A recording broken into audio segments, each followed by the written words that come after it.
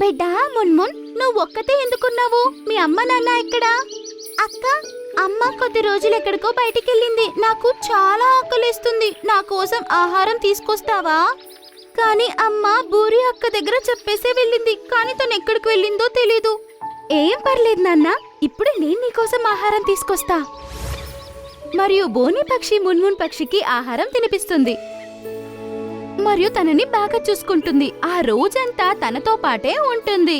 ఒకరోజు బూరి మరియు బోని పక్షికి గొడవ అవుతుంది మరియు అది కోపంలో బోని చిడియాని ఇంటి నుంచి బయటికి వెళ్ళమంటుంది మరియు ఇలా అంటుంది, బోని, నువ్వు నా ఇంట్లో నుంచి బయటికి వెళ్ళు.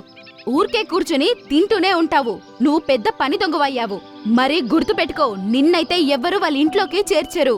నువ్వు బయటే తిరగాల్సిందంతే. అక్క, అలా చెయ్యకు. నేను ఎక్కడికి వెళ్తాను? నాకదక్కర్లేదు, కానీ నువ్వు నా ఇంట్లో ఉండకూడదు. బోని పక్షి ఏడుస్తూ అక్కడి నుంచి వెళ్ళిపోతుంది. బూరి పక్షి ఇలా ఆలోచిస్తుంది, ఇప్పుడు బుద్ధొస్తుంది తనకి. నా ఇంట్లో తిష్టవేసి తింటూ ఉంది. ఇప్పుడు కష్టపడి వెదికి తింటే అప్పుడు తెలుస్తుంది. బోని పక్షి అడివంతా తిరుగుతూ ఉంటుంది మరియు అక్కడ ఇక్కడ ఏదో పళ్ళు వెదుక్కుని తిని కడుపు నింపుకునేది. అది ఒక చెట్టు నీడన కూర్చునుంది మరియు ఆ వైపు చిలుకరాజా వెళ్తున్నాడు. అప్పుడు చిలుకరాజు తన దగ్గరకొచ్చాడు. అరే బోని పక్షి, ఏమైంది నీకు? నువ్వు ఇక్కడెందుకు కూర్చున్నావు? ఏం లేదు చిలుకరాజా, నేను మా అక్క గొడవ పడ్డాము. తను నన్ను ఇంట్లో నుంచి బయటికి పంపించేసింది. నువ్వింత మంచి పక్షివి, నిన్ను ఇంటి నుండి గెంటేశారా?